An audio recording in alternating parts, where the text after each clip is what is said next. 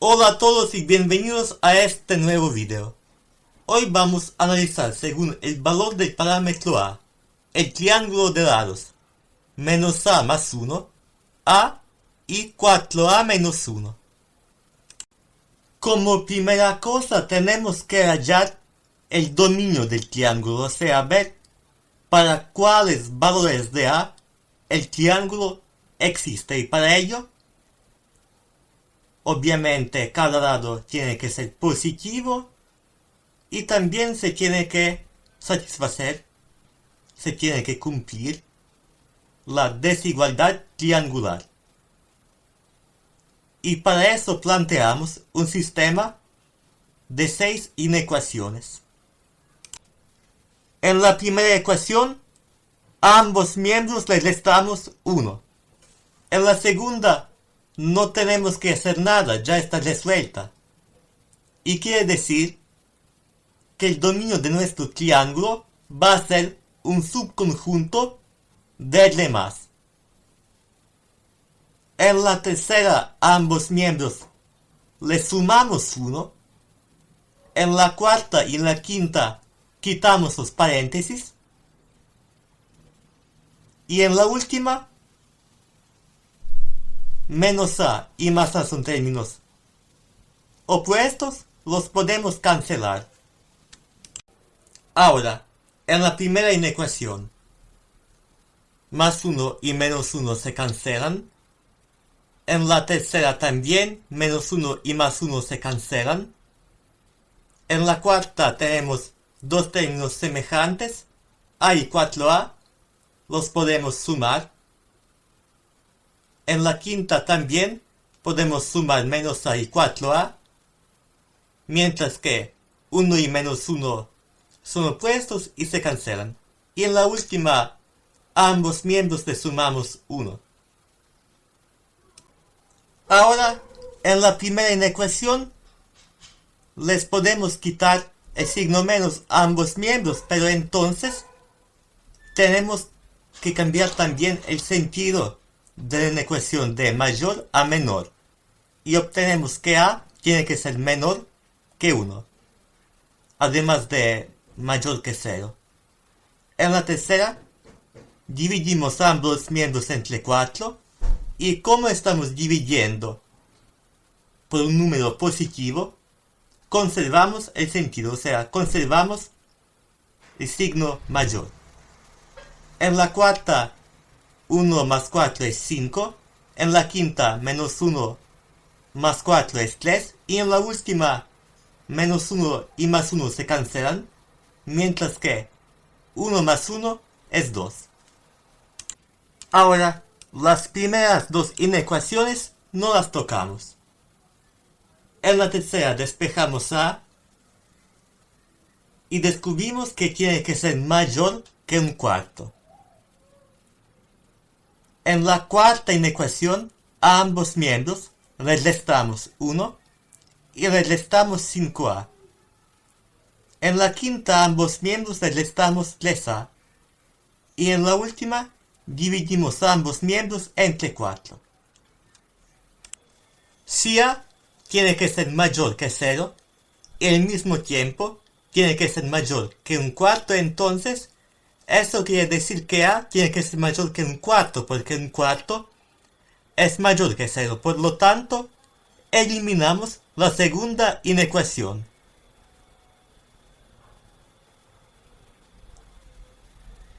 Y ahora, ¿qué pasa en las últimas tres? En las que responden por la desigualdad triangular. Pues, en la primera de ellas, tenemos dos parejas de términos opuestos. 1 y menos 1 en el primer miembro, 5A y menos 5A en el segundo miembro. Además, en el primer miembro tenemos dos términos semejantes, menos A y menos 5A, los podemos sumar. Y en el segundo miembro, menos 1 y menos 1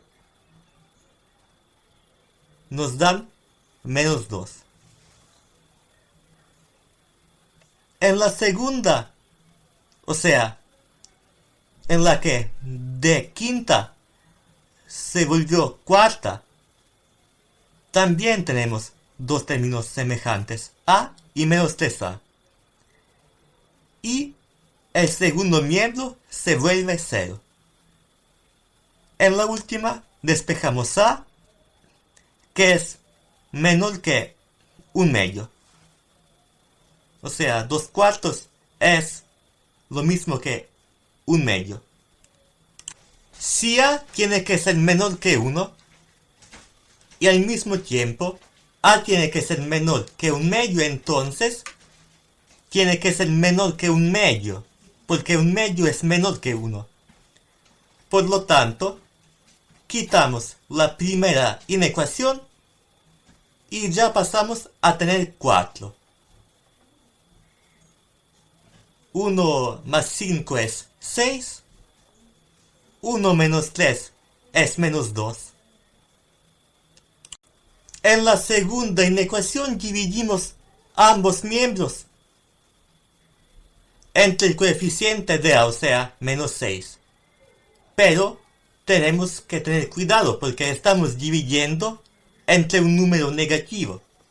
Y eso quiere decir que tenemos que invertir el sentido de la inecuación. En la tercera tenemos un producto negativo. Un factor, menos 2, es negativo. Y eso quiere decir que el otro, a, tiene que ser positivo.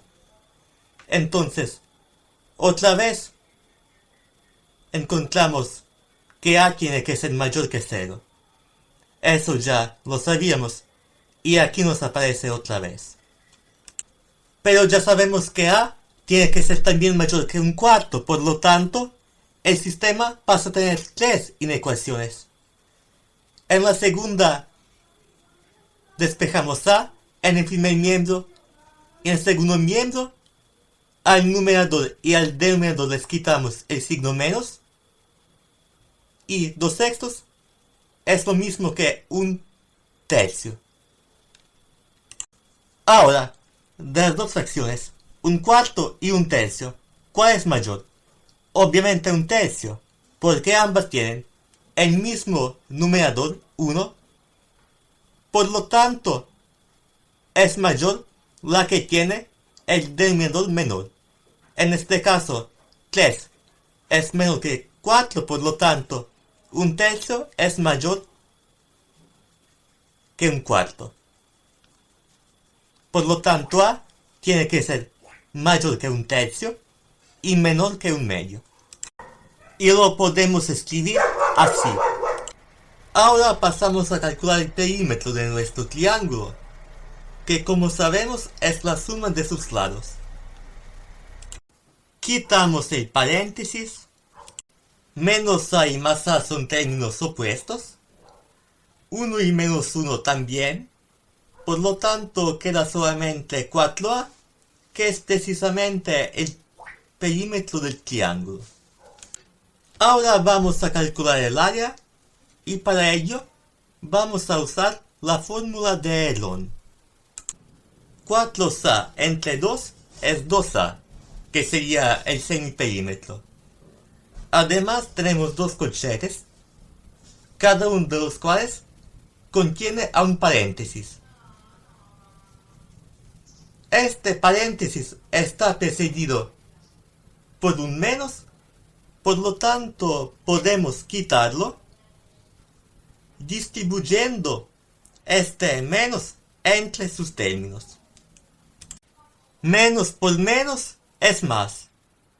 Y además 2a y menos a son términos semejantes, así como también 2a y menos 4a. La primera pareja nos da a, porque 2 menos 1 es 1, y 1 por a es simplemente a. La segunda pareja nos da menos 2a. Y además tenemos otra pareja de términos semejantes. O sea, 2a más a, que nos dan 3a, y además podemos multiplicar 2a por a, obteniendo 2a al cuadrado. Ahora al factor a al cuadrado lo vamos a separar de todo lo demás. Es importante recordar que la raíz cuadrada de a al cuadrado no es a, sino el valor absoluto de a. Esto porque 2 es un número par. Pero eso es en general. En nuestro caso, sabemos que a tiene que ser positivo y por lo tanto podemos quitar el valor absoluto. Y hemos obtenido el área. Ahora vamos a ver para cuáles valores de a el triángulo es isósceles. Y de ahí también para cuáles valores es equilátero y para cuáles es escaleno. Y para eso tenemos que igualar todos los pares posibles de los lados, teniendo obviamente en cuenta el dominio del triángulo. En la primera ecuación, a ambos miembros le restamos 1 y le restamos a. En la segunda ecuación, a ambos miembros le restamos 1 y le restamos 4a. Y en la tercera ecuación, a ambos miembros le restamos 4a. Así en cada ecuación tenemos términos opuestos y términos semejantes. En la primera ecuación obtenemos menos 2a es igual a menos 1. En la segunda ecuación obtenemos menos 5a es igual a menos 2. Y en la tercera ecuación obtenemos menos 3a es igual a menos 1. Dividimos cada ecuación entre su coeficiente. Así, en el primer miembro de cada ecuación despejamos a, y en el segundo miembro al numerador y al denominador les quitamos el signo menos y no queda nada más para hacer. Así hemos obtenido tres valores: un medio, 2/5 y un tercio. Pero un tercio y un medio son los extremos del dominio. Y el dominio es estricto, o sea, a tiene que ser estrictamente mayor que un tercio y estrictamente menor que un medio. Esto quiere decir que tenemos que descartar ambos estos valores. Y el único que dejamos es 2/5. Además, como este valor lo hemos obtenido solamente una vez, entonces para 2/5 el triángulo no es equilátero, es simplemente isósceles. Mientras que para los demás valores que pertenecen al dominio claramente es escaleno. Ahora vamos a determinar los valores de a para los cuales el triángulo es rectángulo. Y lo vamos a hacer aplicando el teorema de Pitágoras. Ahora, donde tenemos el cuadrado de un binomio, lo calculamos.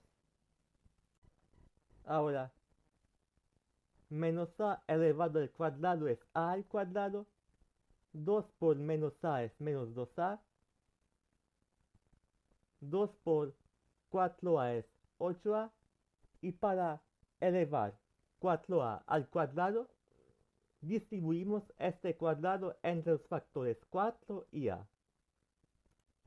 Ahora vemos que en las primeras dos ecuaciones, tanto en el primero como en el segundo miembro, hay un término que es a al cuadrado y lo podemos cancelar. En la tercera podemos hacer lo mismo pero con 1. en vez de a al cuadrado. Y también en la tercera ecuación hay dos términos semejantes, a al cuadrado y al cuadrado, que podemos sumar. Y además 4 al cuadrado es 16. En la primera ecuación, el término aparece tanto en el primero como en el segundo miembro, y por eso lo podemos quitar. En la segunda ecuación podemos quitar el paréntesis, y en la tercera 1 más 1 es 2, por lo tanto, la suma de los términos semejantes de los que hablamos anteriormente es 2 al cuadrado. En la primera y en la tercera ecuación le restamos a ambos miembros lo que tenemos en el segundo miembro. Y en la segunda ecuación sumamos los términos semejantes. Ahora, en la primera y en la tercera ecuación también podemos sumar los términos semejantes en el primer miembro. Y el segundo miembro se vuelve 0. Y la segunda ecuación nos queda así: 17a al cuadrado menos 10a más 2. Todo eso obviamente igual a 0. En la primera ecuación obtenemos 6a menos 16a al cuadrado es igual a 0. La segunda ecuación la podemos dividir entre su coeficiente principal, que es 17. Dividimos solamente el primer miembro porque el segundo miembro seguirá siendo 0. Y en la tercera ecuación obtenemos 14 al cuadrado menos 6a es igual a 0. En la primera y en la tercera ecuación escribimos el exponente 2 como 1 más 1. Además escribimos los coeficientes 6 como 2 por 3, 16 como 2 por 8 y 14 como 2 por 7. Y en la segunda ecuación distribuimos el denominador 17 entre los términos del numerador. Ahora, en la primera y en la tercera ecuaciones aplicamos al revés la multiplicación de potencias de la misma base. Y en la segunda, el primer término se vuelve simplemente a al cuadrado. Y también sacamos la de 10a entre 17. A este punto, en la primera y en la tercera ecuaciones podemos sacar el factor común, que es 2a. Y en la segunda escribimos 10 como 2 por 5. Ahora en la primera y en la tercera ecuaciones separamos los factores. 2a es igual a 0, lo escribimos una sola vez. Y en la segunda sacamos el 2 fuera de la fracción. Y ahora tenemos 4 ecuaciones. En la primera obtenemos a es igual a 0. En la segunda le restamos 3 a ambos miembros. En la tercera le sumamos a ambos miembros el cuadrado de 15 entre 17. Y en la cuarta le sumamos 3 a ambos miembros. En la tercera ecuación hemos completado el cuadrado. En este caso es el cuadrado de una resta de a menos 5 entre 17. Y 12 entre 17 se queda por fuera. Y en el segundo miembro distribuimos el cuadrado entre el numerador 5 y el denominador 17. Dividimos la segunda y la cuarta ecuaciones entre sus coeficientes principales, que son respectivamente menos 8 y 7. Y en la tercera, en el segundo miembro obtenemos 25 entre 289.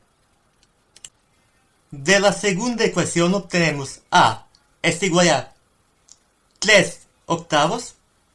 Y de la cuarta a es igual a 3 séptimos. Y también en la tercera ecuación a ambos miembros les restamos 2 entre 17. Así, en el primer miembro despejamos el cuadrado de a menos 5 entre 17. Y en el segundo miembro podemos multiplicar al numerador y al denominador de la fracción 2 entre 17 por 17. Y así obtenemos 34 entre 289. Ahora tenemos dos fracciones homogéneas y las podemos restar directamente, obteniendo menos 9 entre 289. Podemos sacar el menos fuera de la fracción para que se vea mejor, pero aun sin hacerlo es claro que estamos igualando un cuadrado a algo negativo, lo que no es posible en los números reales. Y además 0 no pertenece al dominio de nuestro triángulo. En cambio, 3 octavos y 3 séptimos sí pertenecen. Y esto quiere decir que para estos valores el triángulo es rectángulo. Y así hemos determinado 3 intervalos que son subconjuntos del dominio. Para cada uno vamos a elegir un valor que lo represente para ver si en este intervalo el triángulo es acutángulo u obtusángulo. Empezamos con el primer intervalo, el que va desde 1/3 hasta 3 octavos.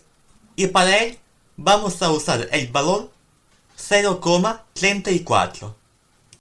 Entonces el primer lado, al sustituir el valor de a que hemos elegido, nos queda así.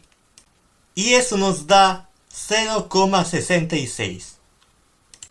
El segundo lado es simplemente a, que obviamente es 0,34. Sustituimos en el tercer lado y obtenemos esta expresión.